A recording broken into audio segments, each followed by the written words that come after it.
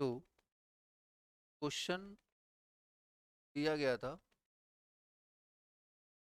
उसमें क्या क्या इंफॉर्मेशन दी थी कि 3 फेज इंडक्शन मोटर है और सप्लाई कितनी है 50 हर्ट्स, और कितनी पोल की मशीन है 4 पोल मशीन है।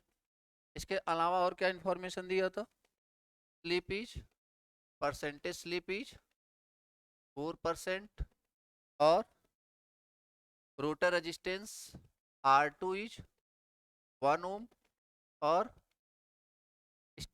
स्टैंड स्टिल रिएक्टेंस इज 4 ओम। ठीक है, और कोई इंफॉर्मेशन था, and stand still EMF that is what E20 ना, stand still EMF is what basically E20, that is what 100 volt. इतनी इंफॉर्मेशन हमें गिवन था। ठीक है, यही सारी इंफॉर्मेशन थे, इसके अलावा तो कुछ नहीं था ना। ओके, तो फाइंड क्या करना था, एक साइड में लिख लेते हैं। क्या क्या फाइंड आउट करना था, पहले तो आपका rotor speed that is NR, rotor frequency, then E2R, then X2R, Z2R, and cos of phi 2R। ठीक है, ये बेसिकली हमारा क्या था, क्वेश्चन था जो हमें चाहिए। एक एक करके सॉल्व करते, इतनी इंफॉर्मेशन के साथ वो सारे इंफॉर्मेशन हमें कलेक्ट करने। क्लियर यार? ओके, तो सबसे पहले ध्यान दें तो स्लिप की वैल्यू कितनी है। अब देखो, स्लिप की वैल्यू अगर आपसे पूछा जाए, बेसिकली परसेंटेज स्लिप की वैल्यू कितनी है 4%, मतलब स्लिप की वैल्यू कितनी है 0.04। ठीक है, स्लिप की वैल्यू कितनी है 0.04। तो अब मान लीजिए, वैसे तो एक फॉर्मूला डायरेक्ट होता है, NR equal to NS into 1 - S। एक फॉर्मूला डायरेक्ट होता है, तो मतलब अगर यहाँ के हिसाब से देखें, या फिर अगर वैसे नहीं देखना चाहते तो S इक्वल टू क्या होता है NS minus NR upon NS।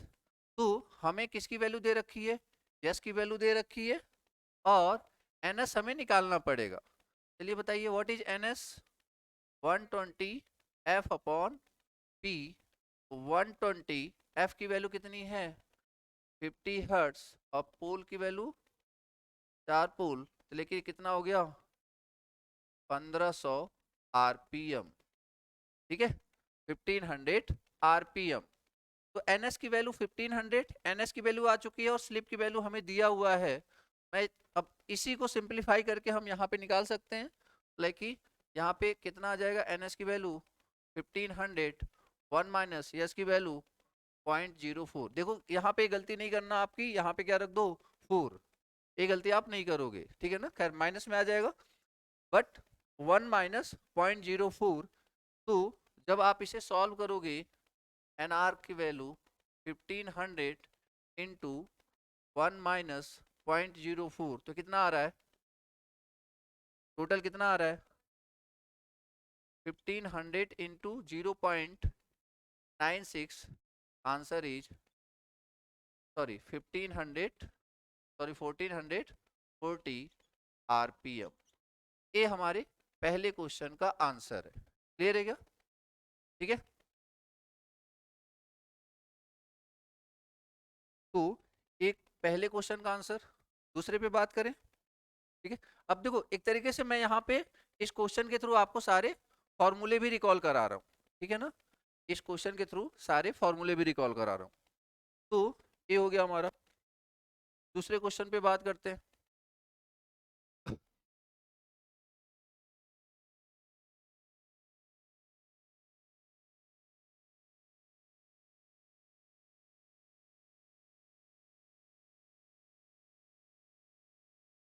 Okay, second question देखें। तो सेकेंड क्वेश्चन में पूछा क्या है, F R. F R equal to क्या होता है S इंटू एफ एस। तो S की वैल्यू कितनी है 0.04, एफ एस की वैल्यू 50 हर्ट्स, ये कितना हो जाएगा 2 हर्ट्स। क्लियर है। अब आपको एक लाइन मैंने लिखवाई भी थी कि नॉर्मल अंडर रनिंग कंडीशन में एफ आर की वैल्यू किसके किसके बीच होती है, 2 से 4 या 2 से 5। ठीक है, तो ये चीज आप देख पा रहे हो। क्लियर। रेटेड स्पीड इसकी कितनी आई थी, एनआर की वैल्यू कितनी आई थी 1440 आरपीएम, जो कि किसके आसपास ही है 1500, दैट इज एनएस। और एफ आर की वैल्यू बेसिकली कितनी हो गई यहाँ पे 2 हर्ट्स। क्लियर है बात। ओके, तीसरे क्वेश्चन पे चलें। तीसरा क्वेश्चन क्या है हमारा, ई टू आर। तो अगर आपको याद हो तो E two R and E two zero में क्या रिलेशन है, S times of E two zero. What is the value of S here 0.04 and the value of E two zero 100, ये कितना आ जाएगा 4 वोल्ट। मतलब हमें दिख रहा है कि रोटर का जो ईएमएफ होगा बेसिकली वो घटता चला जाएगा, तो उस समय तो बहुत कम हो जाएगा। Answer is 4 volt. क्लियर है। ओके, अब इसके बाद अगर हम बात करें क्वेश्चन नंबर 4 की, बेसिकली क्या है एक्स टू आर। तो एक्स टू आर भी याद हो तो बेसिकली क्या था, S time of X two zero, और यस की वैल्यू कितनी है 0.04 on X two zero is what 4, कितना आ गया 0.16 ओम। क्लियर है, 0.16 ओम। तो एक्स टू आर की वैल्यू भी कितनी आ गई 0.16 ओम। डन यार। ओके, इसके बाद बात करें जेड टू आर की। इतनी बात क्लियर है हमें, ठीक है। अभी तक सारे आंसर मैच कर रहे हैं ना।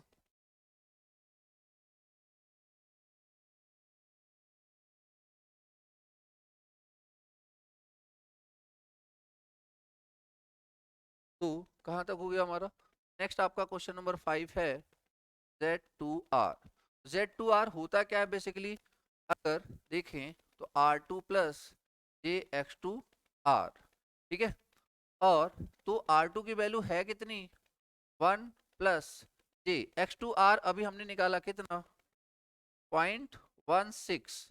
ठीक है, अब मान लीजिए किसी ने पूछा नहीं, मतलब मान लीजिए Z2R का मैग्नीट्यूड पूछा जा रहा है, तो बेसिकली अंडर रूट ए का स्क्वायर प्लस बी का स्क्वायर लाइक 0.16 का होल स्क्वायर। इसको सॉल्व करके बताओ जरा कितना आ रहा है 1.0127। ठीक है, ये बेसिकली क्या हो गया Z2R का मैग्नीट्यूड। ठीक है ना, एक कॉम्प्लेक्स नंबर में और एक मैग्नीट्यूड। Any confusion. ठीक है, ओके। उसके बाद क्वेश्चन नंबर 6 पे बात करें, क्या पूछा गया है I2R। तो I2R बेसिकली होता क्या है E2R अपॉन Z2R। तो E2R की वैल्यू देखो कितनी आई है 4 वोल्ट, और Z2R की वैल्यू 1.0127, तो कितना आ रहा है 3.94, इसी के आसपास एग्जैक्टली। ठीक है, तो इतना क्या एम्पियर। ठीक है ना, इतना क्या एम्पियर। क्लियर है यार, simply. Okay, last question, question number 7 क्या है आपका, cos of phi two R, that is what R2 upon Z2R। What is the value of R2 here 1, और Z2R बेसिकली आपका क्या आया हुआ है 1.0127। I2R क्या आ गया 3.949, और cos फाई टू आर ये देख लेते हैं। तो Z2R 1.017, वैल्यू कितनी आ रही है 0.74। ठीक है, ये बेसिकली ये आपके क्वेश्चन का पूरा कंप्लीट सॉल्यूशन। क्लियर है यार, बहुत बेसिक्स था, बट हाँ जी लेवल पे ऐसे क्वेश्चंस बहुत फ्रिक्वेंटली आ रहे होते हैं।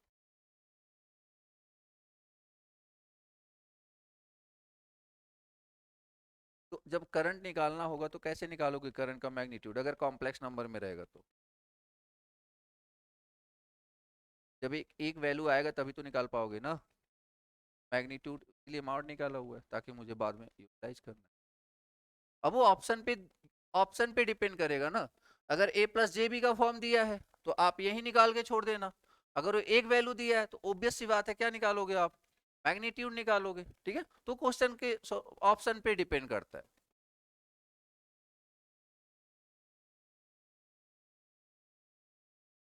ओके, तो ये तो इसका पोर्शन हो गया। अब बात करते हैं हम थोड़ा सा कंस्ट्रक्शन पे, ठीक है। तो अगला टॉपिक लिखेंगे कंस्ट्रक्शन।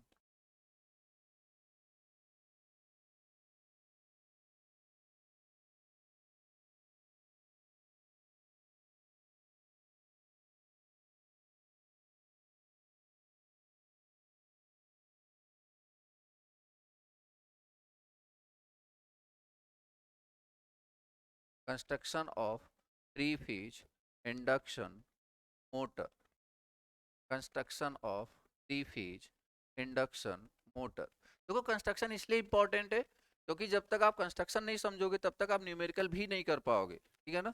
लाइक कि स्टेटर पे क्या है, एयर गैप पावर क्या होता है, ठीक है, mechanical gross mechanical develop power क्या होता है, वो सारे क्वेश्चंस आप तभी समझ पाओगे जब आप एग्जैक्टली कंस्ट्रक्शन समझोगे, ठीक है। ओके, तो अभी जो थ्री फेज इंडक्शन मोटर है, देखा जाए हम इसे दो पार्ट में क्लासिफाई कर सकते हैं अगर कंस्ट्रक्शन को पॉइंट ऑफ व्यू से देखें, पढ़ने के पॉइंट ऑफ व्यू से। तो बेसिकली एक क्या हमारा स्टेटर, एक क्या हमारा स्टेटर, और दूसरा क्या अपना रोटर, ठीक है, रोटर। तो स्टेटर और रोटर के फॉर्म में अगर क्लासिफाई करें तो देखो, अब ये जो स्टेटर है आपका, स्टेटर में क्या क्या होते हैं, स्टेटर में क्या क्या होंगे, एक बार सोच के देखो। सबसे पहले क्या होगा, स्टेटर का फ्रेम, जैसे अनु स्टेटर का फ्रेम लाइक जिस पे हम स्टेटर रखेंगे। और देखो सिंपल सी बात है, एक यहाँ पे एक पे सप्लाई देना है, एक पे मैकेनिकल आउटपुट देना है, एक पे सप्लाई देना है। सप्लाई कहाँ पे देते हैं, बात हमने पहले डिसाइड कर ली, कहाँ पे दे रहे हैं, इनपुट स्टेटर पे या रोटर पे, स्टेटर पे। स्टेटर पे हमें सप्लाई देना है तो मतलब स्टेटर पे ही हमें वो हाई पावर वाइंडिंग रखनी है, हाई पावर वाइंडिंग, ठीक है।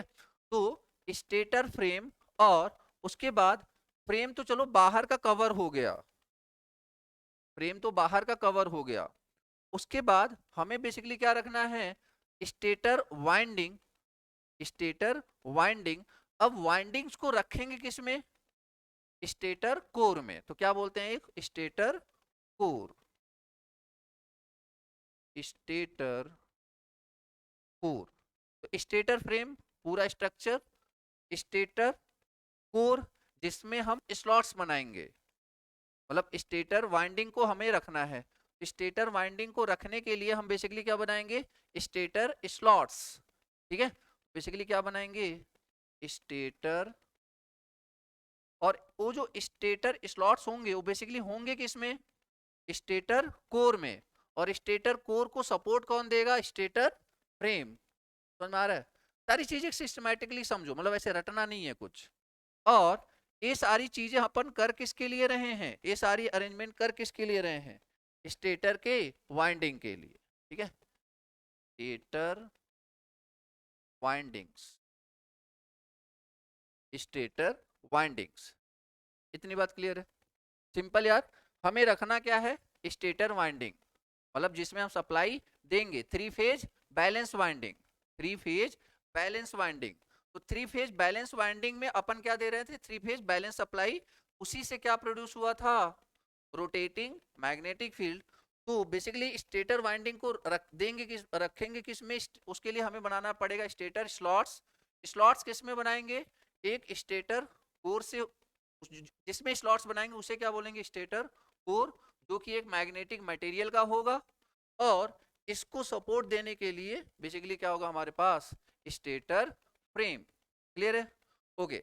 अब बात करें अगर रोटर की, बात करें अगर रोटर की, देखो जरा रोटर में देखो दो टाइप के रोटर होते हैं, एक होता है स्क्वायरल केज रोटर और एक होता है स्लिप रिंग रोटर, ठीक है ना, स्लिप रिंग रोटर, या फिर देखो लिख लेते हैं स्क्वायरल केज रोटर, ठीक है, squirrel cage rotor,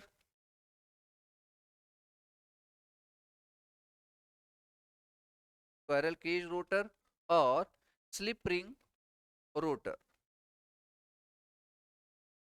slip ring, ठीक है। स्लिप रिंग को और क्या बोलते हैं, wound type rotor, wound type rotor. तो squirrel cage rotor and slip ring rotor या फिर वाउंड टाइप रोटर।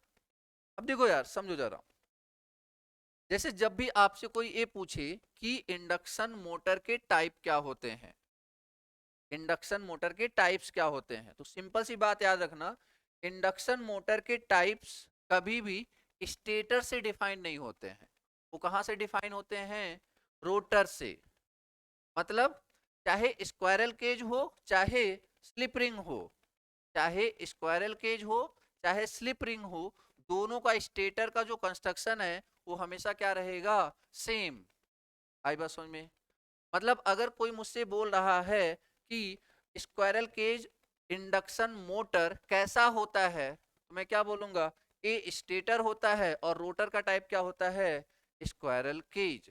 अगर कोई ये पूछे कि स्लिप रिंग इंडक्शन मोटर कैसा होता है, तो ए बेसिकली स्टेटर होता है, रोटर का टाइप क्या होता है, स्लिप रिंग। मतलब जो बेसिकली अलग करेगा, डिफ्रेंशिएट करेगा वो, मतलब कि ये कौन से टाइप का मोटर है, अगर आपके सामने इंडक्शन मोटर रख दिया जाए तो आप क्या देख के बताओगे, स्टेटर या रोटर, रोटर। क्लियर है बात? ठीक है ना, सिंपल सा, कि जब भी हमें इंडक्शन मोटर का टाइप बताना होगा तो हम रोटर पे फोकस करेंगे ना कि स्टेटर पे। क्लियर यार? ठीक है, ओके। मतलब हमें ये वाला पोर्शन डील करके पहले हमें इन दोनों को बहुत अच्छे से समझना पड़ेगा कि इनमें क्या, तो इसको हम प्रॉपर बहुत तरीके से डील करेंगे, बट उसके पहले हम स्टेटर के बारे में थोड़ा थोड़ा लिख लेते हैं, ठीक है।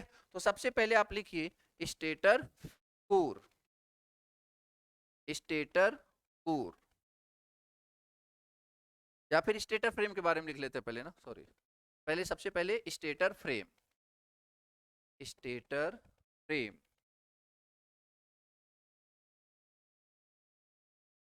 स्टेटर फ्रेम, बहुत शॉर्ट में ही लिखेंगे, तो ऐसे ही बोल दे रहा हूं लिख लो। स्टेटर जो फ्रेम होता है, अगर मैं इसकी बात करूं तो स्टेटर फ्रेम किसका बना होता है, तो ये बना होता है कास्ट आयरन का, किसका, कास्ट आयरन, ठीक है, कास्ट आयरन, या फिर कास्ट आयरन का बना होता है, या फिर उसको बोलते हैं फैब्रिकेटेड स्टील, या तो कास्ट आयरन या तो फैब्रिकेटेड स्टील, ठीक है, कास्ट आयरन या फिर फैब्रिकेटेड स्टील। यूज क्यों कर, बना किसका है, कास्ट आयरन या फैब्रिकेटेड स्टील का, किसकी बात कर रहे हैं हम, स्टेटर फ्रेम की बात कर रहे हैं, ठीक है ना। आप इमेजिन कर पा रहे हो कि नहीं, ये पूरा जो बेसिकली आपको जो बाहर से दिखता है ना, वो क्या दिखता है, स्टेटर फ्रेम दिख रहा होता है, ठीक है ना, मोटर के बाहर वाला जो बेसिकली पोर्शन दिख रहा होता है वो स्टेटर फ्रेम दिख रहा होता है। तो किसका बना होता है, या तो कास्ट आयरन का या फिर फैब्रिकेटेड स्टील। किस लिए बना होता है, टू प्रोवाइड मैकेनिकल स्ट्रेंथ, लिख लीजिए, टू प्रोवाइड मैकेनिकल स्ट्रेंथ या फिर support, to provide mechanical, to provide support, to provide support, to provide support, ठीक है। किसको, कोर को, स्टेटर कोर को बोलो या फिर स्टेटर वाइंडिंग को बोलो, to provide support to the stator core या फिर स्टेटर वाइंडिंग, क्योंकि स्टेटर वाइंडिंग बेसिकली लगा कहाँ हुआ है, स्टेटर कोर पे ही तो लगा हुआ है, ठीक है ना। क्लियर है? तो मैकेनिकल सपोर्ट या मैकेनिकल स्ट्रेंथ प्रोवाइड करता है, सपोर्ट प्रोवाइड करता है या फिर मैकेनिकल स्ट्रेंथ प्रोवाइड करता है। क्लियर बात? ठीक है, चलो एक इसके बारे में बात होगी, स्टेटर फ्रेम के बारे में। कोई दिक्कत है? क्या क्या क्या याद रखना है? किससे मिलके बना हुआ है? कास्ट आयरन या फिर फैब्रिकेटेड स्टील। किसके लिए यूज होता है? मैकेनिकल स्ट्रेंथ प्रोवाइड करने के लिए या फिर सिंपली सपोर्ट प्रोवाइड करने के लिए। किसको? स्टेटर कोर को या फिर स्टेटर वाइंडिंग्स को। ठीक है, स्टेटर कोर को या फिर स्टेटर वाइंडिंग्स को। क्लियर? ओके, अब बात करते हैं स्टेटर कोर की। नेक्स्ट लिखिए stator core, stator core, stator core. अभी पहले थोड़ा सा फ्लैशबैक में जाओ, ट्रांसफार्मर पढ़ा था। ट्रांसफार्मर में कोर क्यों यूज किया आपने? ताकि फ्लक्स को लो रिलक्टेंस पाथ मिल सके। लो रिलक्टेंस पाथ क्यों? ताकि प्राइमरी ने जो फ्लक्स प्रोड्यूस किया है वो किसके पास पहुंच सके? सेकेंडरी के पास। इसी तरीके से ये जो स्टेटर वाइंडिंग है, जब आप इसमें करंट दोगे तो ये बेसिकली क्या प्रोड्यूस करेगा? फ्लक्स। अब आप चाहते हो कि ये फ्लक्स जा करके किससे लिंक करे? रोटर के, मतलब रोटर के बार या फिर वाइंडिंग से, या फिर सिंपल समझो रोटर कंडक्टर से। किससे लिंक करे? रोटर कंडक्टर से। अब रोटर कंडक्टर तक पहुंचने के लिए वैसे भी बीच में क्या आ जा रहा है? Air gap. अब सोचो, अब एयर गैप तो लॉस करेगा ही करेगा, और अगर हमने प्रॉपर मटेरियल भी नहीं यूज किया तो क्या यहां तक भी पहुंचेगा क्या?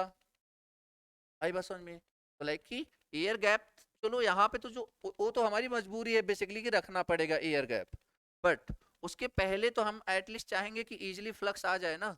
तो इसके लिए हम क्या करेंगे? स्टेटर कोर यूज करने वाले हैं। ठीक है, स्टेटर कोर यूज करने वाले हैं। तो सिंपली लिखेंगे it provides low reluctance path, it provides low reluctance path for stator flux, for stator flux, for stator flux to reach the rotor, for stator flux to reach the rotor। तेरे बात ठीक है? To reach the rotor. और अगर कोई पूछे कि material कौन सा है, तो सिंपल सा याद रखो, सेम एज ट्रांसफार्मर कोर। आ रही बात समझ में? तो बताओ किसका बना होगा? सिलिकॉन स्टील का। ठीक है ना, सिलिकॉन स्टील का। अब वो सिलिकॉन स्टील का अपडेटेड वर्जन था क्या? CRGO, बट उसे हम यहाँ यूज नहीं करने वाले हैं। तो यहाँ पे हम क्या यूज करेंगे? Silicon steel. ठीक है, तो made up of silicon steel, made up of silicon steel. बाकी क्या ये बताने की जरूरत है क्या कि सिलिकॉन क्यों मिलाते हैं? तो आप बता दो फिर। एडी करंट, सिलिकॉन जब आप मिलाते हो तो बेसिकली उससे क्या होता है? कंडक्टिविटी कम हो जाती है और एडी करंट लॉस भी कम हो जाता है। ठीक है ना? कितना परसेंट सिलिकॉन मिलाते हैं? 4 से 5%। इससे ज्यादा मिलाएंगे तो क्या हो जाएगा? ब्रिटल हो जाएगा, मतलब टूटने का खतरा हो जाएगा। इसलिए हम बेसिकली इतना ही अमाउंट मिलाते हैं। तो सिलिकॉन स्टील, ये जो स्टेटर कोर है, ये क्यों यूज करते हैं? तो ताकि एक लो रिलक्टेंस पाथ मिल सके बिटवीन स्टेटर एंड रोटर, ताकि हमारा फ्लक्स इजीली रोटर तक पहुंच पाए। ठीक है, किसका बना होता है? तो सिलिकॉन स्टील का बना होता है, सिलिकॉन स्टील का बना होता है।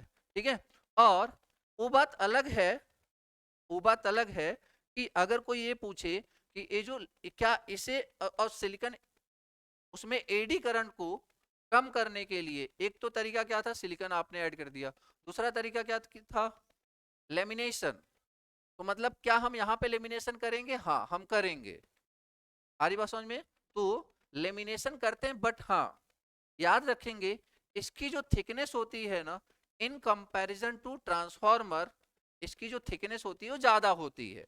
मतलब हमें उतना ज्यादा फोकस नहीं करना होता है इसकी थिकनेस में, मतलब बहुत, क्योंकि थिकनेस ज्यादा होने पे क्या होता है, हिस्टैरिसीस लॉस ज्यादा होता है, ठीक है ना। तो थिकनेस हम ज्यादा कम, अगर कोई पूछे कि ट्रांसफार्मर और इंडक्शन मोटर में थिकनेस ज्यादा किस में होती, थिकनेस कम किस में रखते हैं तो ट्रांसफार्मर में, रिलेटिवली थोड़ी सी ज्यादा किस में रखते हैं तो इंडक्शन मोटर में, ठीक है। ये रखते हैं लगभग 0.35 से लेकर के 0.35 से लेकर के 0.5 mm, इसमें इंडक्शन मोटर में, ठीक है ना, इंडक्शन मोटर में लेमिनेशन थिकनेस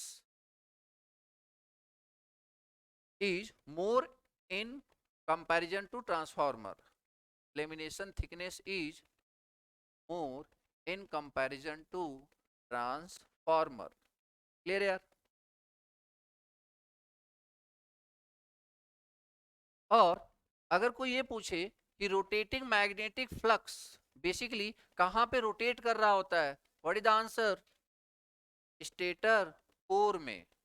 आप ये भी लिख सकते हो कि to carry rotating magnetic field it is use to carry, किसकी बात कर रहा हूं मैं, स्टेटर कोर की, तो it is use to carry rotating magnetic field, it is use to carry rotating magnetic field, ठीक है।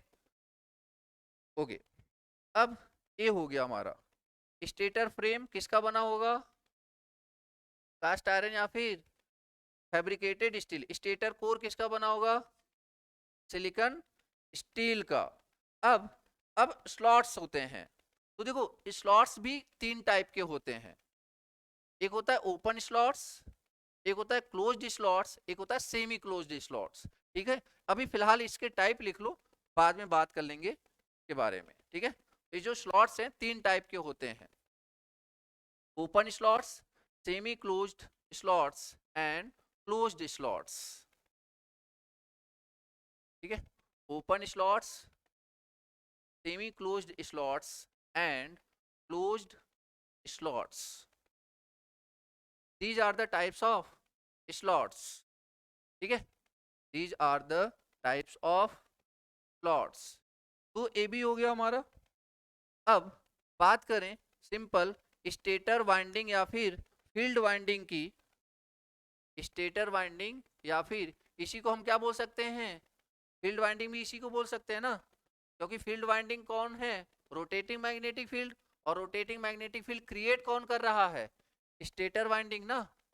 तो स्टेटर वाइंडिंग को ही हम क्या बोल सकते हैं, फील्ड वाइंडिंग।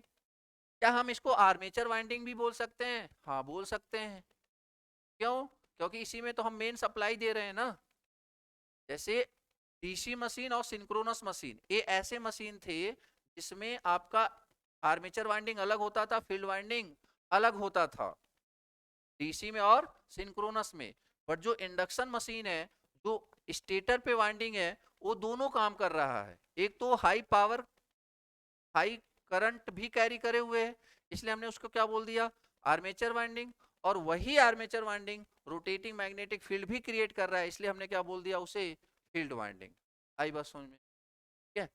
खैर, तो स्टेटर वाइंडिंग या फील्ड वाइंडिंग, तो अब इसके बारे में अगर कुछ बातें लिखनी हो तो सिंपल सी बात है, किसका बना होगा, कॉपर का, वाइंडिंग के लिए तो कॉपर ही बेस्ट ऑप्शन है, किसका बना होगा, कॉपर का।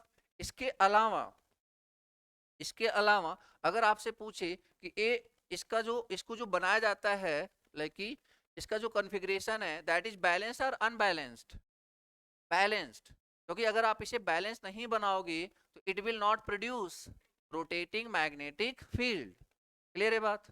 तो इसका जो कॉन्फ़िगरेशन होता है that is balance, what is meaning of balance winding, 120 degree पे प्लेस्ड होगा, ठीक है ना, ये बेसिकली डिजाइनिंग का पार्ट है। खैर, तो मतलब अभी आप ये बताओ, ये चारों आपके क्लियर हैं, ठीक है। जो मेन मेन पॉइंट्स थे एग्जाम के पॉइंट ऑफ व्यू से मैंने सारे आपको बता दिए, stator frame, stator core, stator slots and stator windings. अब जो मेरा मेन फोकस होगा किस पे होगा, रोटर पे और रोटर के टाइप्स पे, ठीक है। ओके, तो अब बात करते हैं थोड़ा सा रोटर के बारे में। हटा दूं?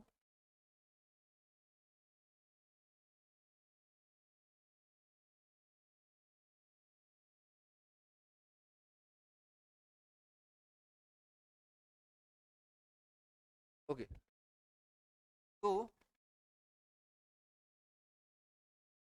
अब देखो यहाँ पे मैं रोटर के बारे में बताने से पहले एक छोटा सा कॉन्सेप्ट है, मैं पहले उसको डील कर लेता हूँ, फिर आगे बढ़ते हैं, जो कि रोटर से ही रिलेटेड है।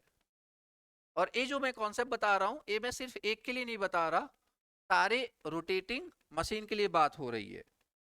तो अब एसी को डीसी में बदलना है, ऐसा सिचुएशन कब आएगा? डीसी मोटर या DC generator? DC generator, DC generator, क्योंकि अंदर बेसिकली जो सोर्स है, जो आर्मेचर वाइंडिंग है, वहां पे क्या इंड्यूस हो रहा है? एसी, बट कन्वर्ट किस में करना है?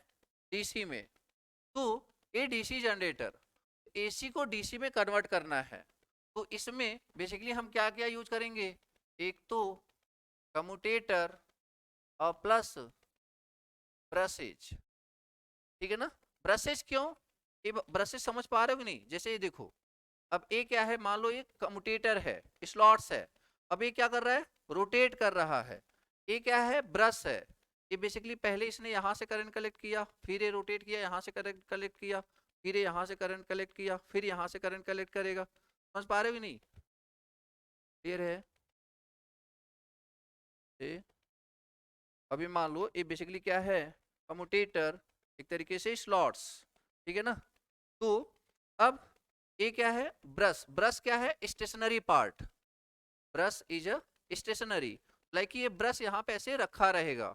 अब एक कम्यूटेटर बेसिकली क्या करेगा? मूव करेगा। पहले यहाँ से इस स्लॉट से करंट लेगा, फिर इससे लेगा, फिर इससे लेगा, इस तरीके से चलता रहेगा। समझ में आया? तो ये क्या है जो घूम रहा है? कम्यूटेटर। और इसके बाद ये क्या था? ब्रश। क्लियर है बात? ओके। कैसे होता है कम्यूटेशन प्रोसेस, कैसे होता है वो बाद में देखेंगे, कम्यूटेशन में ही देखेंगे। डीसी को एसी, एग्जांपल बताओ, बोलो। डीसी मोटर, डीसी मोटर, तो वहां भी क्या यूज करेंगे अपन? Commutator plus brushes, commutator plus brushes.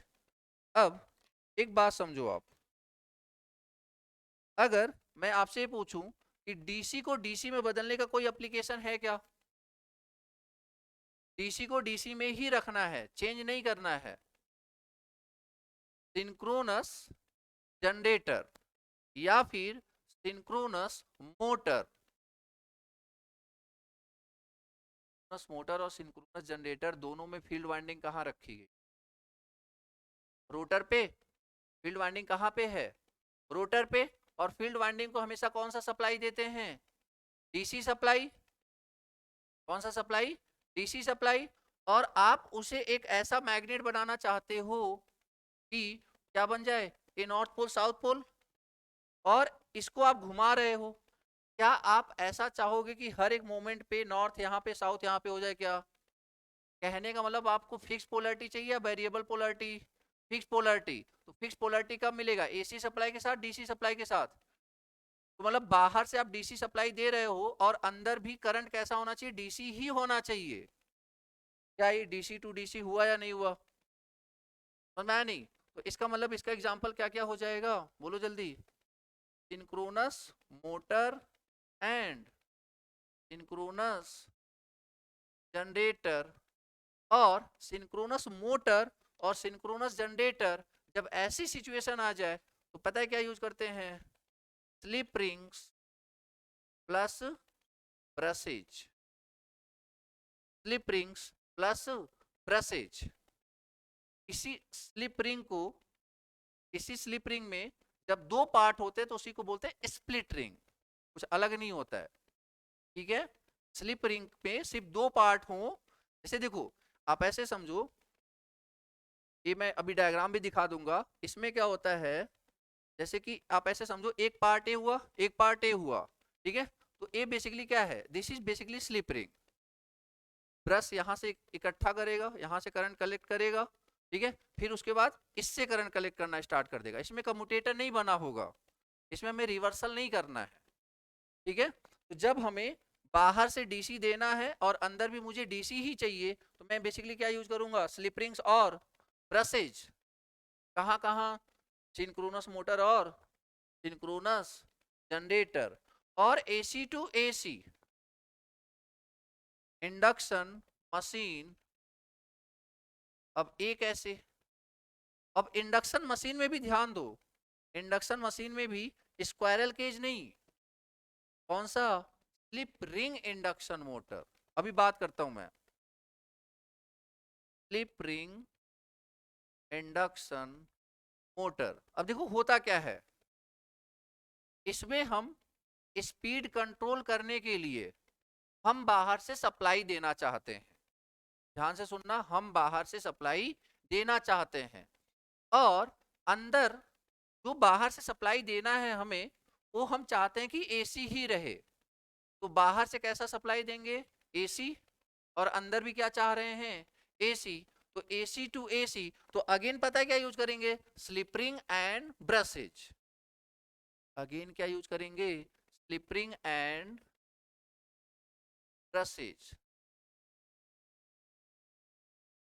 देखो ब्रशेज तो मतलब आप देखो यहाँ पे आप करंट रिवर्सल चाहते थे, इसलिए क्या क्या यूज किया आपने, कम्यूटेटर। करंट रिवर्सल चाहते थे ना, देखो एसी को डीसी में, डीसी को एसी में। जब आप करंट रिवर्सल चाहोगे, कम्यूटेटर का काम ही क्या है, करंट रिवर्सल। याद रखना एक सिंगल वर्ड में, कम्यूटेटर बेसिकली किस लिए यूज किया जाता है, करंट रिवर्सल के लिए। तो अगर आप करंट रिवर्सल चाहते हो तो आप क्या यूज करोगे, कम्यूटेटर और ब्रशेज। और अगर आप करंट रिवर्सल नहीं चाहते, लाइक कि DC to DC, AC to AC, तो कम्यूटेटर की जगह आप क्या यूज करोगे, slip rings and brushes. Brushes तो कंपलसरी है, क्योंकि ब्रशेज तो ऐसे रहेगा तभी तो करंट कलेक्ट करेगा ना, समझा। ठीक है, तो ये चार बहुत इंपॉर्टेंट पैरामीटर हैं, इसमें लोगों को बहुत कंफ्यूजन होती है, तो उम्मीद है कि आपको समझ में आ गई होगी। बाकी जैसे जैसे मोटर समझते जाओगे, अभी मैंने ही बोला कि एग्जैक्टली आप विजुलाइज कर लो। मैंने इसको इसलिए बताया क्योंकि मैं इसको स्टार्ट करने वाला हूँ, वहां पे आपको चीजें समझ में आ जाएंगी, ठीक है ना। यहाँ पे ध्यान देना, मैंने स्लिप रिंग लिखा है, इंडक्शन मशीन नहीं लिखा है, क्योंकि इंडक्शन मशीन बोलता तो कौन आ जाता, स्क्वायरल भी आ जाता। बट एक्चुअली स्क्वायरल के रोटर पे हमें सप्लाई देना ही नहीं होता है, हम वो सप्लाई देने का ऑप्शन सिर्फ और सिर्फ किस में होता है, स्लिप रिंग में। इसी बात को अपन समझते हैं डिटेल में, ठीक है। तो पहली बात इतना याद रखना कि जब भी करंट रिवर्सल करना हो तो कम्यूटेटर और ब्रशेज, जब हमें करंट रिवर्सल ना करना हो, चाहे डीसी टू डीसी हो चाहे एसी टू एसी, दोनों में ही क्या यूज करेंगे, स्लिप रिंग्स या फिर स्प्लिट रिंग्स। मान लो, दोनों को लिख लेना, मैं डायग्राम भेज दूंगा, देख लेना आप, ठीक है ना। अब स्टार्ट करें रोटर का construction. Squirrel cage induction motor, इसमें देखो क्या लगे हुए हैं, एक कॉपर के बार्स हैं, ठीक है ना, रॉड बार समझते हो ना, एक सिंपल सा कॉपर का रॉड टाइप, ठीक है ना। ओके, तो और ये जो रॉड होते हैं ना, ये रॉड, ये बेसिकली किसके बने होते हैं, या तो कॉपर के या तो एल्यूमिनियम के, ठीक है, या तो कॉपर के बने होंगे या तो एल्यूमिनियम के बने होंगे, कॉपर या फिर एल्यूमिनियम्स। बेसिकली ये किसके बने होते हैं, इनकी बात कर रहा हूँ मैं, ये मतलब पूरा एक मटेरियल होते हैं, सिर्फ इतने इतने ओपन हो गए, इसमें भी बार्स लगे होंगे, ठीक है ना। ये किसके बने होते हैं, ब्रास मेटल के, ठीक है, एंड रिंग्स, एंड रिंग्स। जरूरी नहीं है, कई बार कॉपर का ही बना देते हैं, क्योंकि actually with the help of and rings ना, हम शॉर्ट सर्किट करते हैं। With the help of and rings हम शॉर्ट सर्किट करते हैं। क्यों शॉर्ट सर्किट, क्यों, क्योंकि रोटर में हमें क्या फ्लो कराना है, करंट, और रोटर में करंट तभी फ्लो होगा जब वाइंडिंग क्या होगी, शॉर्ट सर्किट, पाथ कंप्लीट होगा तभी तो करंट फ्लो होगा, ठीक है। खैर, तो ये होगी बात। और इधर आ जाओ, तो दो ही चीजें थी यार देखा जाए तो। ये क्या है, ये शाफ्ट है और ये आपका कॉपर बार्स है जो कि एल्युमिनियम मतलब बार्स है जो कि कॉपर या एल्युमिनियम के बने होंगे, और ये आपका एंड रिंग्स है, ठीक है ना। और अगर बात करें इसकी स्लिप रिंग इंडक्शन मोटर की, तो ये बेसिकली क्या है, अच्छा क्या इनको मैं वाइंडिंग बोलूं, क्या ये वाइंडिंग्स हैं? नहीं, ये सिंपली कॉपर बार्स हैं। तो but slip ring induction motor में ना रोटर में भी क्या होता है, वाइंडिंग्स होती है। और वो वाइंडिंग कितनी होगी, जितनी नंबर, जितने वाइंडिंग्स, मतलब आप ऐसे समझो, मान लो 3 फेज इंडक्शन मोटर बनाना है ना, 3 फेज इंडक्शन मोटर बेसिकली हम रोटर पे भी 3 फेज इंडक्शन मोटर ही बनाएंगे। आप ये समझो कि वाइंडिंग्स है, रोटर में भी बेसिकली क्या है, वाइंडिंग्स है, ठीक है। अब इन यहां से मान लो 3 टर्मिनल आपने निकाल लिए। अच्छा, ये रोटर का भी बेसिकली क्या होगा, ऑब्वियस सी बात है, कोई शाफ्ट होगा, ठीक है।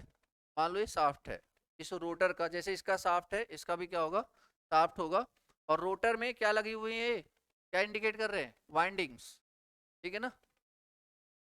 अब देखो जरा,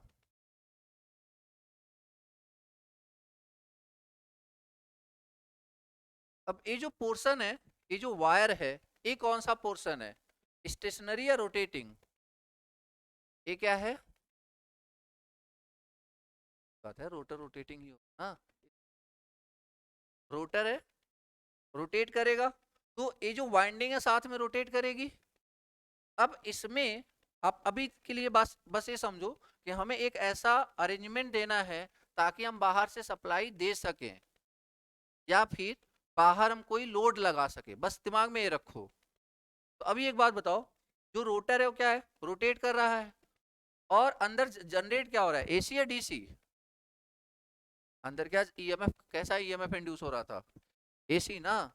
तो अगर अंदर ईएमएफ एसी है, तो बाहर भी हमें मान लो एसी सप्लाई देनी है, तो बेसिकली मैं यहाँ पे क्या लगाऊंगा, बोलो जरा, स्लिप रिंग और ब्रशेज ना, समझ में आ रहा है कि नहीं यार। अभी इसीलिए इसी पॉइंट के लिए तो मैंने समझाने की कोशिश करी थी आपको। देखो होता क्या है ना, ये सर्किट में ना, इसमें हम क्या जो एक्चुअली ऐड क्या करना चाहते हैं, एक्सटर्नल रेजिस्टेंस। ध्यान से सुनना मेरी बात, इस रोटर रेजिस्टेंस में ये रोटर के 3 फेज हैं, मान लो ए हो गया, बी हो गया, सी हो गया। तो इन तीनों फेज में हम रेजिस्टेंस ऐड करना चाहते हैं।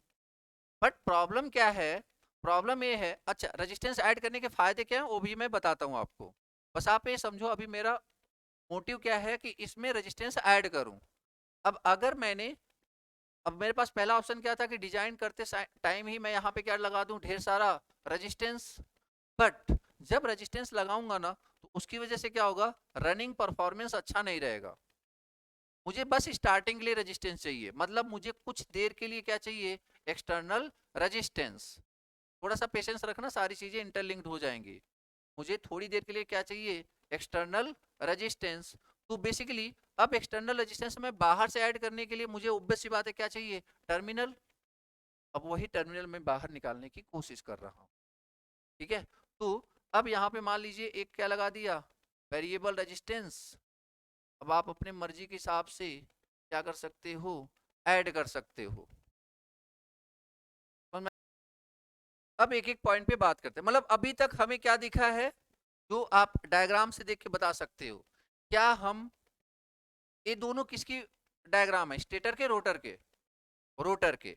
और मैंने पहले भी बोला स्टेटर का डायग्राम दोनों के लिए क्या होगा, सेम, उसमें कोई चेंजेस नहीं आने वाले हैं। तो इन दोनों को देख के बताओ कि आप बेसिकली एक्सटर्नली सप्लाई किस रोटर में दे सकते हो, स्लिप रिंग में या फिर स्क्वायरल केज में। स्लिप रिंग में आप किस में एक्सटर्नल रेजिस्टेंस ऐड कर सकते हो, स्लिप रिंग में। आई बात समझ में, मतलब अगर मैं बोलूं कि रोटर रेजिस्टेंस किसका कंट्रोल किया जा सकता है, स्लिप रिंग का, समझ में आया? रोटर रेजिस्टेंस, अब वो बात अलग है कि जितने भी पैरामीटर्स रोटर रेजिस्टेंस पे डिपेंड करते हैं वो सारे भी तो कंट्रोल किए जा सकते हैं ना। अगर मैं इस रोटर का रोटर रेजिस्टेंस कंट्रोल कर सकता हूं तो सिंपल सी बात है कि जितने भी पैरामीटर हैं जो कि रोटर रेजिस्टेंस पे डिपेंड करते हैं उनको भी मैं क्या कर सकता हूं, कंट्रोल कर सकता हूं। यस या नो? तो क्या मैं इसका रोटर रेजिस्टेंस कंट्रोल कर सकता हूं? नहीं कर सकता मैं। क्या मैं इसका रोटर रेजिस्टेंस बढ़ा सकता हूं? नहीं बढ़ा सकता मैं। आई बात समझ में? तो अगर कोई बोले कि किसका रोटर रेजिस्टेंस ज्यादा होगा तो आप ऐसे मत देखो, किसका ज्यादा होगा तो ऑब्वियस सी बात है अगर हम इसमें ऐड करके इसको ज्यादा कर सकते हैं, सिंपल सी बात है, ऐड करके हम इसमें ज्यादा कर सकते हैं। तो एक एक पॉइंट करके बात करते हैं। तो सबसे पहले लिखो फर्स्ट पॉइंट इसमें,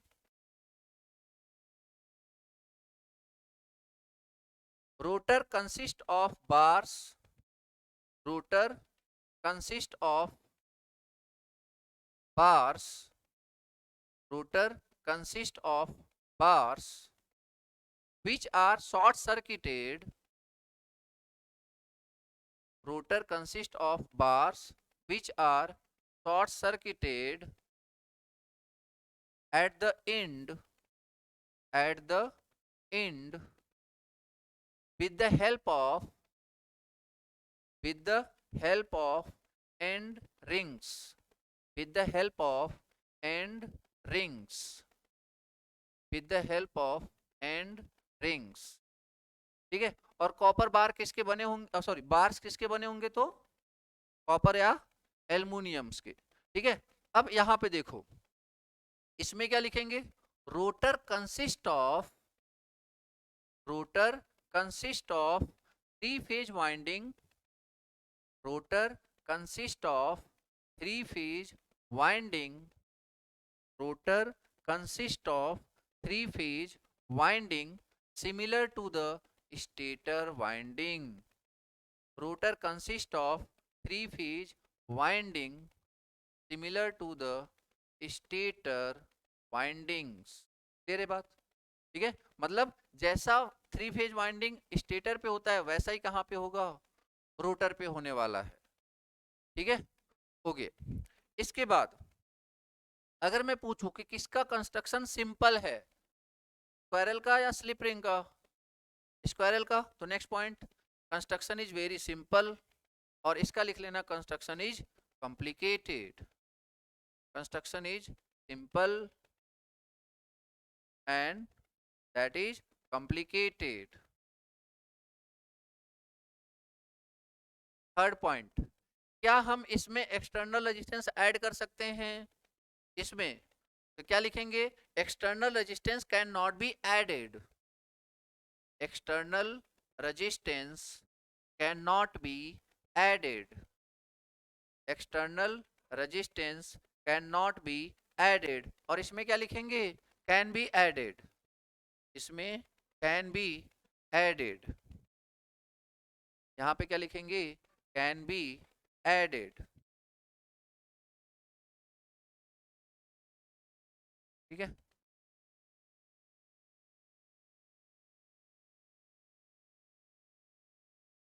और यहां पे लिखेंगे construction is, construction is robust. What is meaning of robust?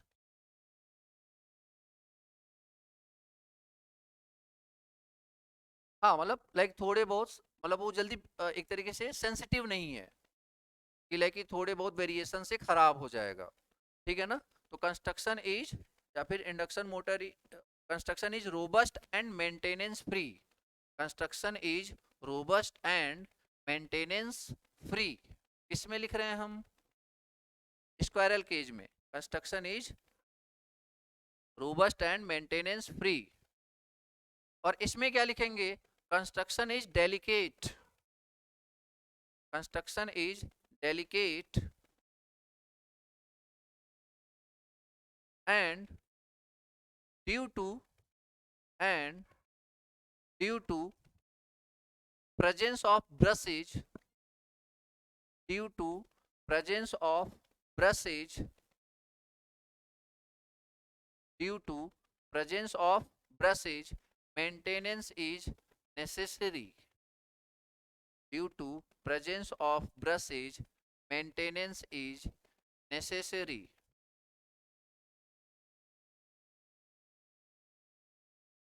देखो, अब सारी चीजें स्टार्ट करने से पहले मैं आपको थोड़ा सा इसमें ये बताना चाह रहा हूं। जैसे देखो, जो स्टार्टिंग टार्क है, जो स्टार्टिंग टॉर्क है, that is directly proportional to rotor resistance.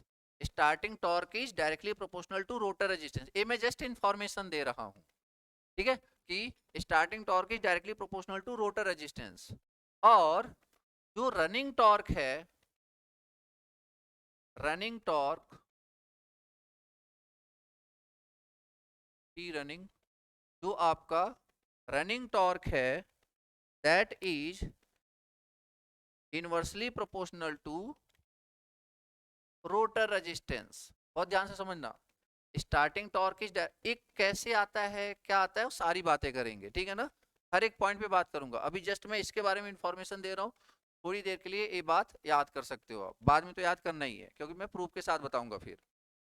तो starting torque is directly proportional to rotor resistance and running torque is directly proportional to, और sorry, inversely proportional to rotor resistance, ठीक है। अब देखो जरा, ये तो लाइक की इंफॉर्मेशन हो गई जो कि दोनों के लिए वैलिड है।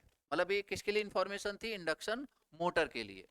अब यहाँ पे एक बात समझो कि अगर मैं बोलूं कि, मतलब अगर मैं आपसे ये पूछूं कि रोटर का रेजिस्टेंस, इंडक्शन मोटर के रोटर का रेजिस्टेंस क्या होना चाहिए, हाई या लो, तो क्या बोलोगे आंसर? स्टार्टिंग में हाई होना चाहिए और रनिंग कंडीशन में लो होना चाहिए। ये हम चाहते हैं, ये हम चाहते हैं। अब एक बार अगर मैंने डायग्राम, एक बार मोटर बना दिया तो उसका रेजिस्टेंस हम वैरी किस में नहीं कर पाएंगे, स्क्वायरल में, बट हमने सुविधा रख रखी है किस में, स्लिप रिंग में। तो मतलब क्या हुआ कि क्या इसमें अगर मैं बोलूं कि आर स्टार्टिंग, क्या मैं इसको हाई रख सकता हूं क्या, बोलो यार? मतलब आर स्टार्टिंग को मैं क्या रख सकता हूँ, हाई। क्यों? क्योंकि अभी एक लाइन लिखी है आपने, external resistance can be added, आपने लाइन लिखी ना, external resistance can be added, मतलब आर स्टार्टिंग इज हाई, इसका मतलब टी स्टार्टिंग भी क्या हो जाएगा, तो यार that is directly proportional to R starting, तो दैट इज हाई बेसिकली। तो मतलब क्या हुआ, बट इसमें क्या आप ऐड कर सकते हो क्या?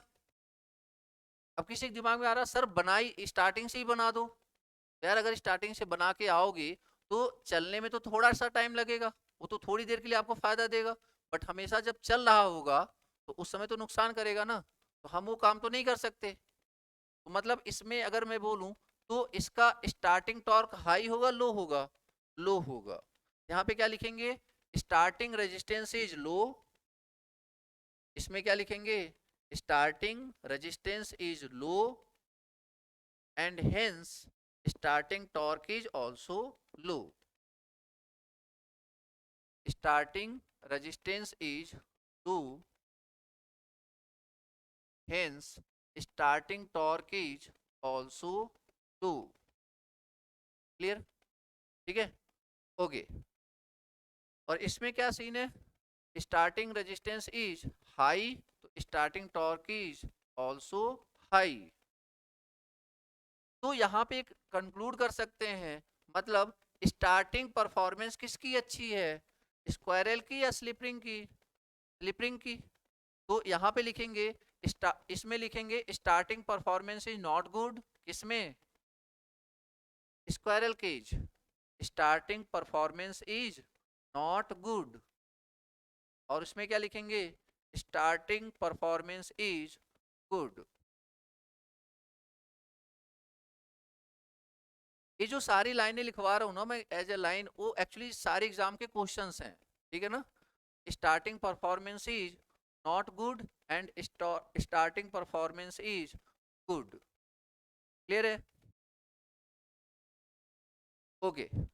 मतलब अगर कोई पूछे कि हाई स्टार्टिंग टॉर्क किसमें अचीव किया जा सकता है, what is the answer, slip ring में, तो यहाँ पे लिखेंगे high starting torque can be achieved. High starting torque can be achieved. High starting torque can be achieved. ठीक है, और इसमें कैन नॉट बी अचीव्ड। पूरा फोकस रखना, मैं वैसे बोल रहा हूँ, आपके फोकस पे डिपेंड करता है कि आप सही में लिख रहे हो गलत में लिख रहे हो, ठीक है ना, हर एक पॉइंट को समझना तब लिखना। खैर, उसके बाद अब एक बात समझो। अब अगर बात करूं कि during running condition, during running condition, अब इसका रेजिस्टेंस हमने बेसिकली क्या रखा हुआ था, लो, ठीक है, ताकि रनिंग परफॉर्मेंस इसका क्या हो, अच्छा हो, ठीक है। और तो आप सिंपली एक लाइन लिख लेना, रनिंग परफॉर्मेंस इज गुड, और वहां पे running performance is poor.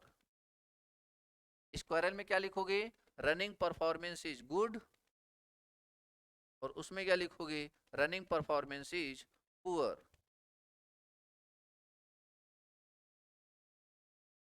Running performance किसकी अच्छी है, स्क्वायरल की, ठीक है ना, उसकी उतनी अच्छी नहीं है। और भी पैरामीटर्स हैं, टेंशन मत लो, अभी आगे बात करते हैं, ठीक है, और भी पैरामीटर्स। तो क्योंकि अभी बहुत सी चीजें हैं ना जो मैं मतलब कैरेक्टरिस्टिक्स, मतलब सबका रीजन दूंगा, बट आगे चल के अभी वो चीजें यहाँ पे नहीं कर सकते। अब देखो यार, जैसे देखो, एक होता है ना फॉर्मूला, क्या टॉर्क का फॉर्मूला होता है, torque is directly proportional to S V square upon R two. अभी आगे चल के इसको डिराइव करेंगे, रनिंग कंडीशन में S V square upon R two. तो होता क्या है कि with the help of rotor resistance हम कंट्रोल कर सकते हैं किसको, स्लिप को, अगर हम टॉर्क को और सप्लाई वोल्टेज को कांस्टेंट रखें तो, ठीक है ना। तो with the help of rotor resistance हम कंट्रोल कर सकते हैं किसको, स्लिप को। मतलब आप ऐसे समझो, slip is a function of rotor resistance, and अगर आप रोटर रेजिस्टेंस को कंट्रोल कर सकते हो तो आप स्लिप को कंट्रोल कर सकते हो, अगर आप स्लिप को कंट्रोल कर सकते हो तो आप स्पीड को कर सकते हो, ऐसे no, slip 1 speed 0, slip 0 speed maximum, control तो कर ही रहे ना। तो इसका मतलब हुआ क्या कि स्पीड का अगर हम रेजिस्टेंस वेरी करेंगे तो हम क्या वेरी कर सकते हैं, स्पीड। अब बताओ रेजिस्टेंस वेरी किस में कर सकते हैं, स्प्रिंग में। मतलब अगर मैं बोलूं speed control is possible from the rotor side, किस में, स्लिप में, तो यहाँ पे नेक्स्ट लाइन लिखेंगे कि फ्रॉम द, इसमें क्या लिखेंगे, फ्रॉम द रोटर साइड, ऐसे लिखना, from the rotor side, from the rotor side speed control is not possible, from the rotor side speed control is not possible। और यहाँ पे क्या लिखेंगे, from the rotor side speed control is possible, from the rotor side speed control is possible, ठीक है, from the rotor side speed control is possible, done.